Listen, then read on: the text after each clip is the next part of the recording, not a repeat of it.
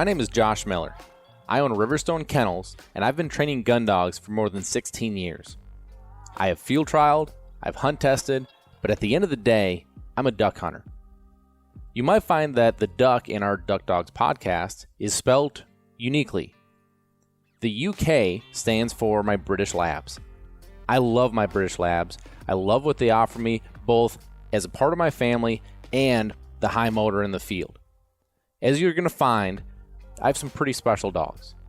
Follow along in our podcast series here as we talk about both in the field hunting and in the field training situations that will hopefully help you progress with your dog at home.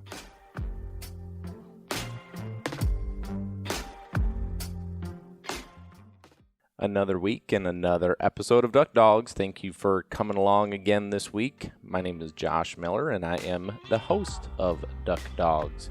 Before we get going here, I want to quick thank our sponsors because this doesn't happen without them. Thank you to DUK. DUK is the presenting sponsor of this show, and I cannot say enough good things about the quality of food that this is and the results I'm seeing from my dogs. I think I said this last week as well, but we spend a lot of time on the road, a lot of days in the field. I mean, this hunting season is a grind, an absolute grind for us. And in years past, before I was using DUK, my dogs looked it at the end of it. They were depleted, they were underweight, they were tired, just so different. My dogs look so great. This was the first time I was able to go to Great American Outdoor Show and speak, which is immediately following the end of duck season. And I wasn't embarrassed to have my dogs there because they look good. They don't look underweight. And it's always something that for me, I always get scrutinized for if I bring dogs to a show and they look underweight. So great stuff, great food. Go check them out. DUK. Thank you to Lucky Duck. Lucky Duck is the only 5-star crash test rated kennel in both large and intermediate. I believe that's correct. Someone check me if I'm wrong. But the large one in particular, I think, is the only 5-star crash test rated in that size. But it is the safest way for your dog to travel. So make sure you go check them out. www.luckyduck.com. Thank you to Sitka Gear. Sitka Gear is just the best clothing that I have ever worn. I tend to wear it everywhere, all the time, not only my hunting gear, but my everyday gear I'm finding I'm wearing all the time. So go check them out, www.sitkagear.com. And if you ever get the chance to go to Bozeman and go check out the new Sitka Depot, do it because it is just an awesome, awesome store. And then thank you to Gun Dog Supply. Gun Dog Supply is your one-stop shop for all of your training and hunting needs. They are great people. They will take care of you, and they just carry things that oftentimes we don't have the chance to purchase, especially at one central location as a store. So they do a great job. www.gundogsupply.com. There are just not many places like it out there for us. So thank you guys again for joining me on another week here. And this is a very interesting time of year for me because it's just slow. I can't, now it's great for me. I get to catch my breath. I get to catch up on phone calls and emails and things that have really been stacking up on me. So it's great. Certainly not complaining.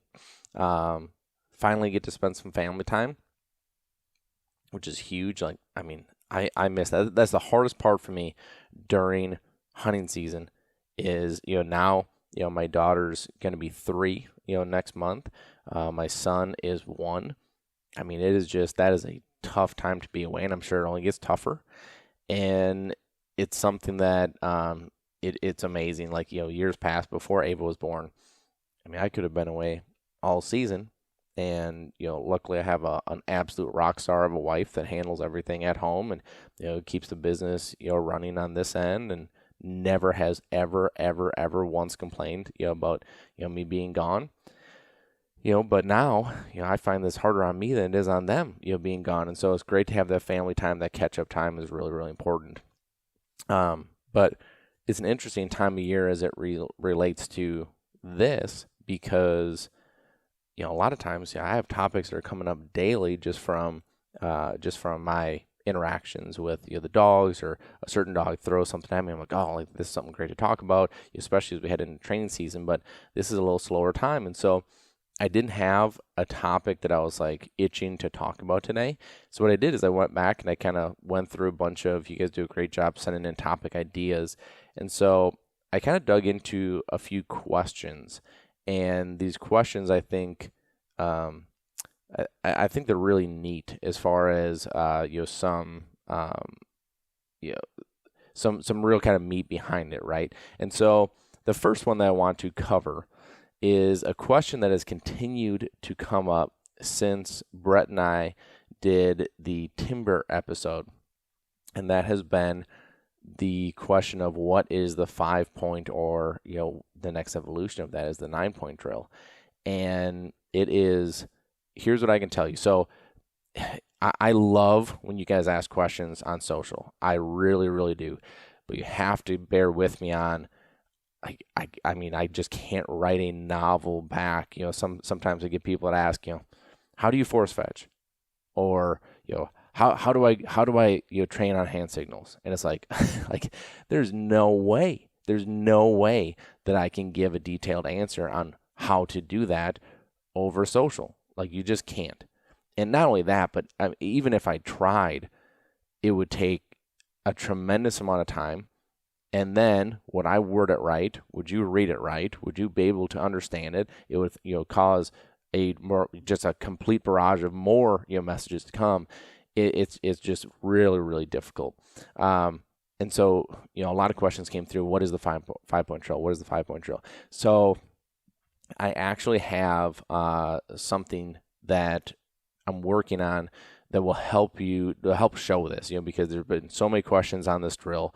I have some video that I'm trying to put together to show everyone what this drill is and how to use it and how to go be successful with it. It is my favorite. The brief overview of it is my favorite lining drill, and I think lining trumps handling every time. I know a lot of people, they like to play baseball, right? They sit the dog at the pitcher's mound, they walk to home plate, they throw a bumper to first, second, third, they give a hand signal to one of the bases, the dog goes there, and they say, look, my dog knows hand signals, and that is great. It is great. That does not mean your dog runs blind retrieves. It does not mean your dog is even going to be efficient with picking up blinds. I would rather have, if I had to choose, I'd rather have a dog that runs good lines over good casts, because if I had an 80-yard blind past the decoys and I could line my dog up, send him in that straight line, and he takes that straight line to that bird, or at least that area, I know that I'm likely going to be successful quickly and efficiently. And that's very, very important to me as I try to pick these birds up as quickly and efficiently as possible. Rather than if I have a dog that doesn't line and I'm tweet over, tweet back, tweet over, tweet over, tweet back, tweet back, tweet over, tweet over. That's great that he knows hand signals, but if you have to give him, 15 casts to get somewhere, it's just not as efficient. And so I put a real emphasis on lining. I put a real emphasis on running confident lines, running straight lines. There's a lot that goes into that, and there is just, quite frankly, more than what I can relay. But just know I'm trying to work on something to get you guys information on that drill. So there have been so many questions on it. I want to just lay it out there that this is what it is. I'm trying to get something put together so I can show you guys what that drill is. It is very difficult with it being winter here in Wisconsin, but just know that I'm trying to make something happen there. So great question. So I'm actually really proud that so many people picked up on that. I can't remember how in depth we talked about that drill. I think it was just super, super brief, but but it was just fun how many questions came at that. That was awesome. So I've kind of cherry picked 3 questions. Actually, it's kind of 2 questions and a scenario. And so I'm going to start with one of the questions. One of the questions came through and it said, hi Josh, I was hoping for some help. I work with a retriever club that's headed by a pro trainer, and he's being very forceful on I have to train a certain way, and I just don't feel comfortable with this way, and I don't feel like it's great for my dog. Do you have any advice? So this happens a fair amount. And the reason I want to talk about this is because I think that this is a good thing for us all just to kind of acknowledge. Group training, whether it's with a retriever club, whether it's through a pro that puts on a nightly come out and train night, whatever it is, whether it's seminars, those are all great situations. There's not a whole lot of opportunity that you can get into a big group. You can see other dogs. You can work. I mean, just having other dogs go work allows you likely things that you can't normally do. Sit and honor a bunch of dogs. Get your dog into a little bit of chaos, right? Let's just calm the nerves. This is different than our everyday. Let's see how you handle this, right? There's a lot there. But I also think that you can't get caught in the trap of you have to do things a certain way. I want to talk about dog trainers in general for a second. I might have talked about this in the past. I don't even know. But dog trainers in general tend to be opinionated. They tend to be, generally speaking now, arrogant. They tend to be very my way or the highway. Why is that? I believe it's one big thing. Well, I think a couple things. One is that if you think about their job, what they do every day is they work with animals that want to, in the worst way, please them every day. They get to be the boss of quote-unquote employees, in the dogs, employees, that never talk back, that never challenge them, that they are always right, all day, every day. So I think that kind of naturally, just kind of develops some of that mindset. I think another piece of this is that, again, just being blunt, is that, a lot of, and I think if I was sitting here in a room with a lot of, my training buddies, that they would all say the same thing, is like, a lot of us, we don't have, college educations. We don't have, it wasn't like we had a whole ton of other options to do. Now, again, generally speaking. And so you kind of get fixated into, this is what I do. I'm really good at this. You get a little defensive over it. I hate when I hear that a trainer was defensive over a client asking a question. I hate that. You should ask questions. You should understand what's going on. You should have concerns if you're not comfortable with the way that something is going on. It's interesting. Now, again, that's all generally speaking. I can tell you, I know there are a ton of great professional trainers out there. They're great people. They're great dog trainers. They're great business people, which, let's not kid ourselves, is a part of this. You have to be able to run a business. This is a business, not a hobby. If you are working with a professional, you have to run it as a business. You might be sitting there thinking that you don't want the corporate, you don't want a business, right? You want it to be more personable. Well, that's where you're going to have lack of communication. That's where you're going to have someone that doesn't have their entire time dedicated to your dog, right? So there's just a lot that goes into it. The biggest thing for me is that, again, with the pro, I'm kind of going down a little bit of a rabbit hole here. So just like, I won't go too down so I can pull myself back out of it. But the last point I want to make is that the biggest frustration I have with my profession is that there is no credentials that someone needs to do it. And especially now with social media, there's just so many people out there that are, look at me, look at how great I am, look how great I'm doing. You have never once been to a hunt test and proven anything that you've said. You have never once competed in a trial. You have never once actually gone out and said, look, everything I'm saying, I can prove that I've done. But people drink the Kool-Aid. People love drinking the Kool-Aid. And that's when bad situations happen at the end of the day, if you have high expectations. So I think all of that combined, pro trainers are something that I think are a wealth of knowledge. But in this situation here, if you're not comfortable with it, don't do it. I mean, I know it sounds silly because you're looking at this person as an expert, right?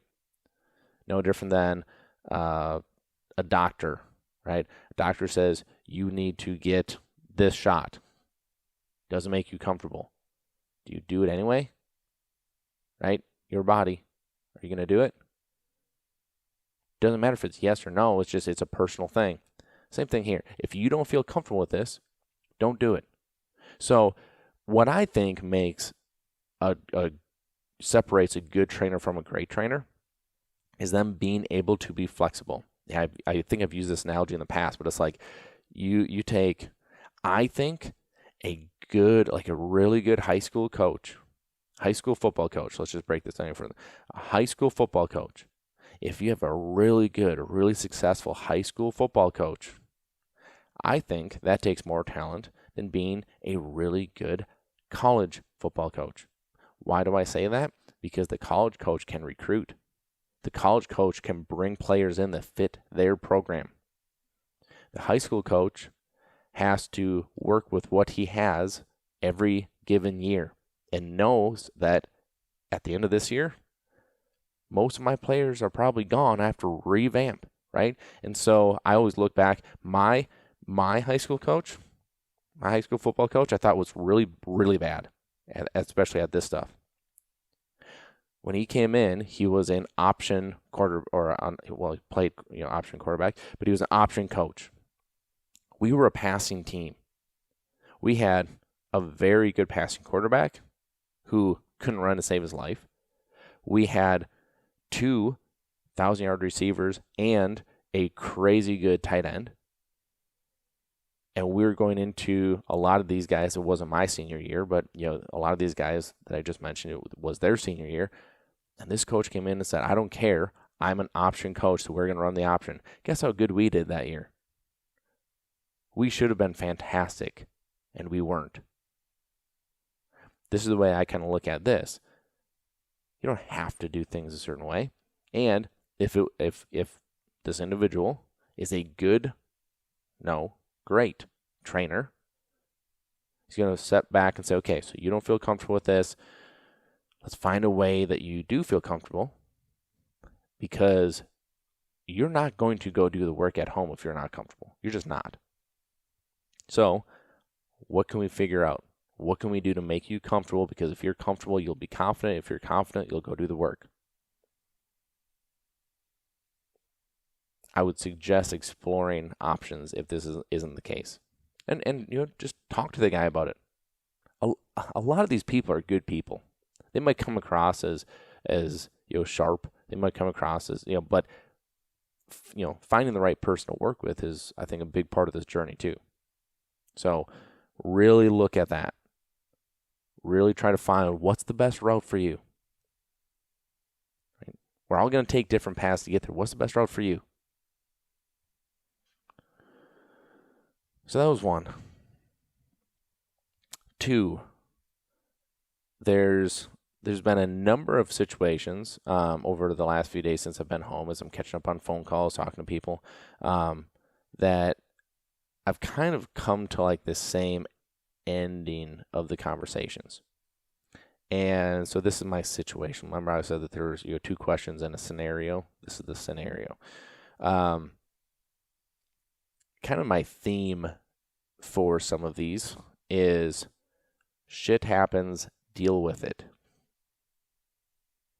Okay? Keep that in mind. Here are the scenarios. The first one, I think I was just a little harsh on pro trainers. I'm going to now defend them a little bit. Okay? I had a guy call me and had a dog that he hunted with this year that he believes is gun shy. We have a great track record of getting dogs over this issue, And so he was referred by a referral, and somehow got to me. So as we talk about what happened, he kind of laid out the season. Okay, so this dog was at the trainer, went through bird and gun introduction, everything seemed fine, went out in the field. The first 3 hunts went really well. And then on the 4th hunt, the dog got nervous and scared, wanted to run, back in the woods and hide. So I took him to a different spot, wanted to run back to the truck and hide.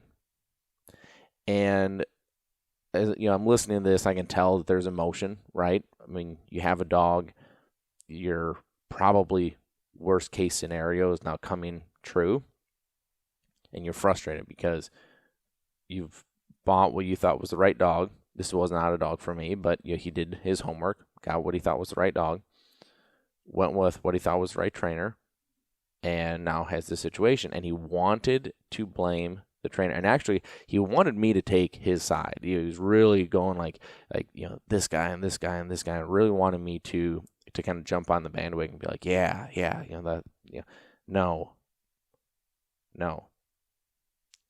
Because here's the deal. You just laid out a scenario where the dog went to training, went through bird and gun, was good. You took him on 3 hunts, was good. Then on the 4th hunt, something happened. And I think naturally, a lot of people want to look for a way out. It can't be my fault. It's got to be somebody's fault. Oh, it's that trainer. That trainer didn't do his job. That trainer should have done this better. Well, what about the first 3 hunts? Did we just forget about that? The first 3 hunts, the way that it sounded, went well. So on the 4th hunt, something happened. And so my response to him was just like this. So what happened on the 4th hunt? So get it out of your mind. It wasn't the trainer. It wasn't the training. It wasn't the trainer. What happened?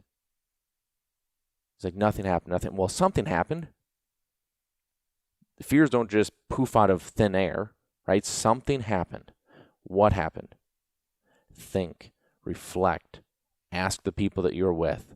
Try to find something, because just pointing fingers, getting upset, and trying to find someone else to blame does not pull you out of this situation.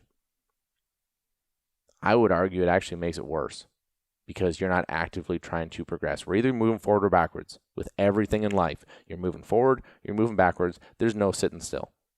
So if you're not actively trying to figure out what the issue is and overcome it, you are moving backwards. So, and it's funny, again, this is mindset, right? Your mindset is either going to be, I have a problem, I'm going to fix it, or I'm going to make excuses for it. Right? And so, again, how this conversation continued to go was, well, the first 3 hunts weren't perfect. And I'm, no. Don't start changing the story. It's not what you just said 10 minutes ago. I'm not trying to be rude. I'm sure sometimes I probably do come across as rude. I'm not trying to be. I'm just trying to be blunt. And I know some people don't like to hear the answer. Like in this case, this gentleman wanted to hear me say, yeah, that trainer was awful. Give him the validation of, see, I have someone else that agrees with me. It's someone else's fault. Then no. Okay, let's figure out the real root of this problem. Let's fix this problem. I don't mean to be rude. Just mean to be honest. Some people don't want to hear it. But anyway, as we continue to talk about this, I really tried to hammer home of, okay, we need to figure out there was a situation that happened. Let's identify it, and then let's conquer it. This is why, I really look at workouts. Okay, I work out every day. The reason I do this is because it gives me a sense of accomplishment to start my day. I've done something. And I'm going to pause that, because this kind of goes into one of my last point here. Okay, so I'm going to pause that for a second. let's bring this scenario forward, because you can use this same scenario. There's a problem, let's identify and get over it, into I had two very, very similar situations come up in a little different ways, but I want to show you and talk to you about how the mindset of the owner is going to make it where one of these dogs is successful and one of these dogs isn't, and they're very similar situations. Okay, so first gentleman calls me and says that this dog has developed a fear of going in the truck. Okay. This dog is 3 years old, has loved going in the truck. Okay. And it's funny because this individual, it was the dog's fault, something's wrong with the dog. Right? So like you use words like, I've never had a dog. Yeah, I've never had a dog not want to go in the truck. Okay. Like I've never had a dog like this. I've never had a dog like this. Okay. Well, first off, pump the brakes. The dog is 3. So up to this point, the dog's been great. Now you have an issue, and now like something's wrong with the dog. Okay. Something happened. What happened? Did the dog get, the door slammed on his tail? Did something happened? You've never had this issue in 3 years. Identify it and move on. But this individual wanted to blame the dog.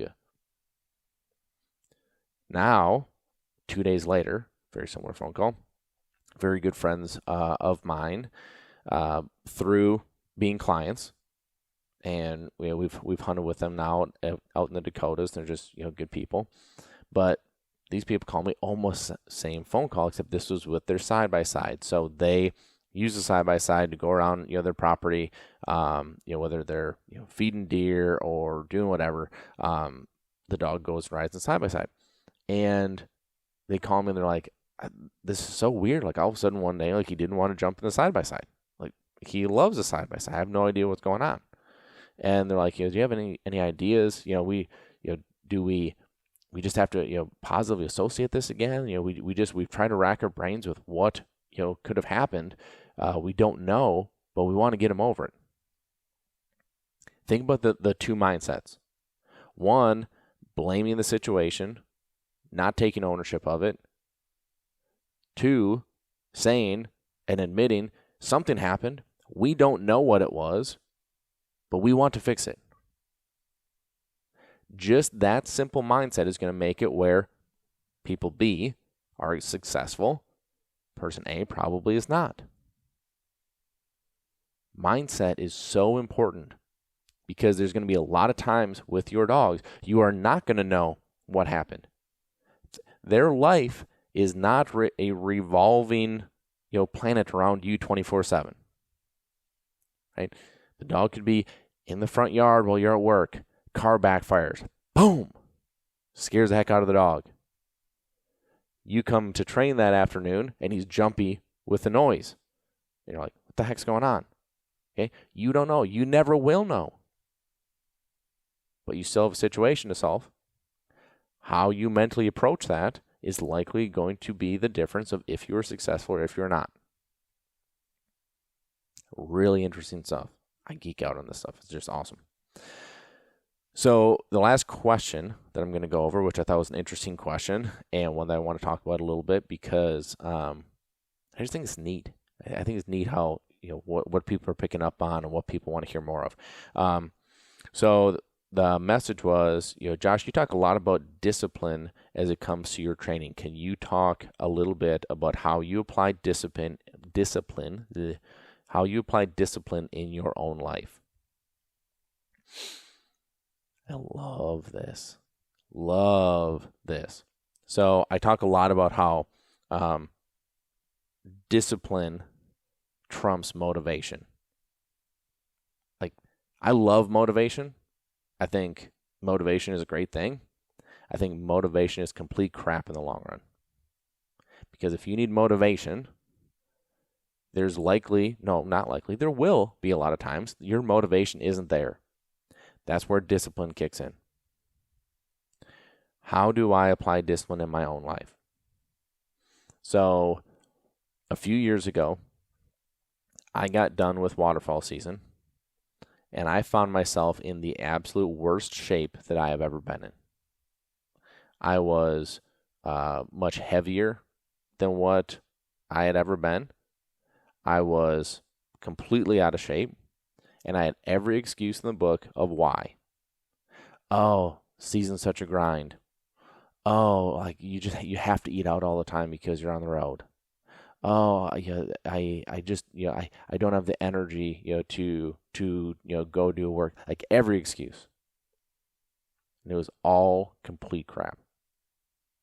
It was all stuff that I was telling myself to justify why I was in the condition that I was in. Flipped my mind, right? My mindset changed, and I focused on discipline. So I have very busy days. Surprise to some people, maybe not a surprise to a lot of people, but I have very busy days. And so I look at my days as, I usually start fairly early in the winter. The reason I say fairly early is in the winter, not so much. In the summer, yeah, all the time.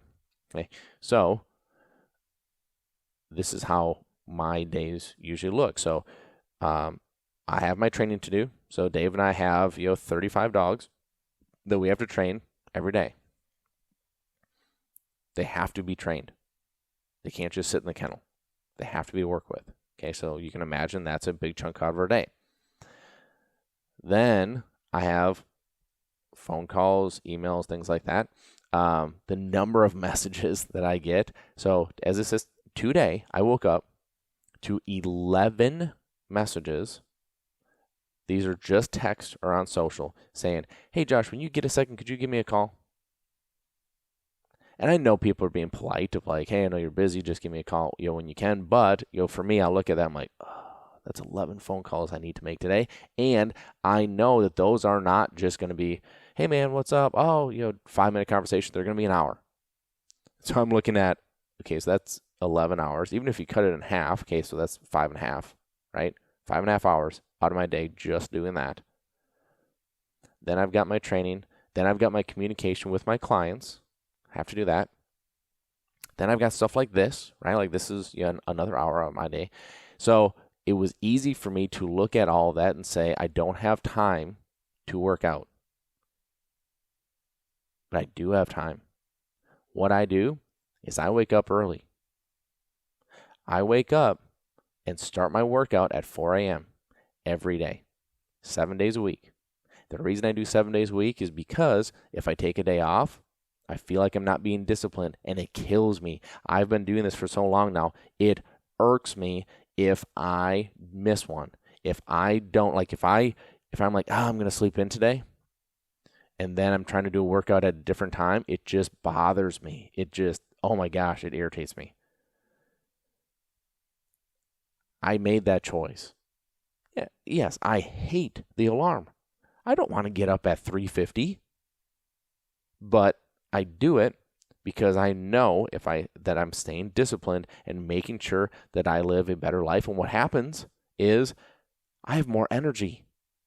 I want to go work. I want to go play with my kids. I want to go do stuff where before it was more, I was allowing my mindset, my laziness to leak into every other aspect of my life.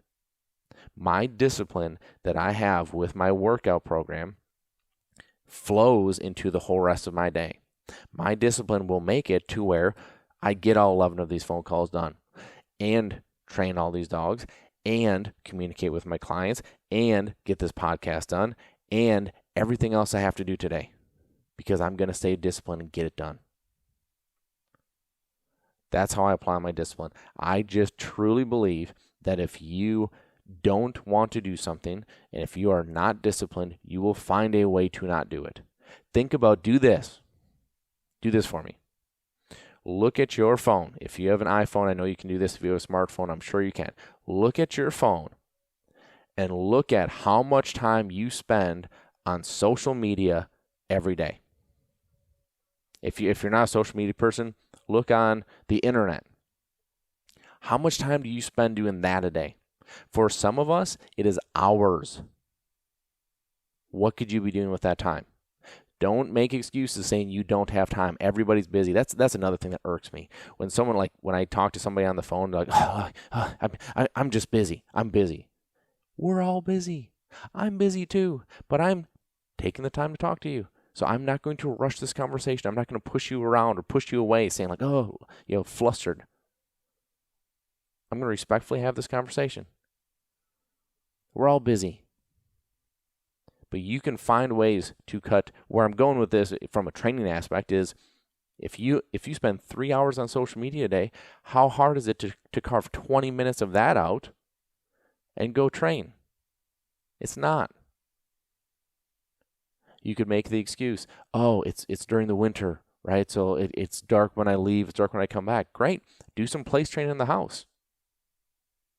Go do some walking fetch in the garage. You can find a way to make it work. What it comes down to is this important to you or is it not? And if it's important to you, you will find a way to do it. Summer, how do I do it during the summer, right? Because we're training by 4 a.m. in the summer. Well, now my routine changes. And I have to stay disciplined to, if I do my workouts at noon, which oftentimes I'll do then, I have to stay disciplined at noon. It is so easy for me to say, I need to get back to this person. I need to call this person back. And I feel, this was a hard thing for me. I would feel guilty if I did things for myself until I started understanding that me staying disciplined with my workout allows me to be a better human being all around. And everyone benefits of that. Right? So sometimes you just have to prioritize things and really get down to it of how discipline applies to you or lack thereof and make changes. I would highly recommend that everyone read Extreme Ownership. It is a book that, I really believe it changed my life. Just the thought process of how you approach something, being disciplined, not having excuses. It is a great life book. It is awesome. Extreme Ownership. Go check it out. I'm going to sign off. I know what I'm going to do this week. Fun thing. We have 6 litters of puppies that are coming in March. At least I think it's 6. Maybe it's 7, but I think it's 6. Whitney is going to be out of her mind busy. And some of you might be going, well, why would you have 6 litters in a month? Well, we don't have control of that. Mother Nature does. Right? When are these girls coming into heat? So when can they be bred? Well, when they can be bred dictates when they're having puppies, right? And then if your follow-up question is, why don't you push to the fall? Because a lot of these people, these are hunting dogs, so they don't want to be gone or they don't want to be without their dogs in the hunting season, right? So that's why this stacks up in the spring. She's also been an absolute rock star and rock at home as I've been traveling with our kids and our business and everything else. So I was looking at the calendar going, oh my gosh, will you have a week and a half until all hell breaks loose? So I'm going to do something that I don't think we have done for a long, years for sure. And I'm going to take my wife on a quick vacation. Get her out of here. Let her go lay on the beach for a few days. Enjoy life. Let her know that I appreciate her more than anything. And then we'll come back and we'll go through our hell month. And it's a great thing. We love it, but it is crazy. It is going to be crazy, crazy, crazy busy. So if you don't already, follow along on Riverstone Kennels. I'm sure she'll keep you up to date on litters, what's all going on, but it'll be crazy. So hope you guys have a great, great week. I know I'm going to thoroughly enjoy my week, and we will talk with you all next week. Have a great one.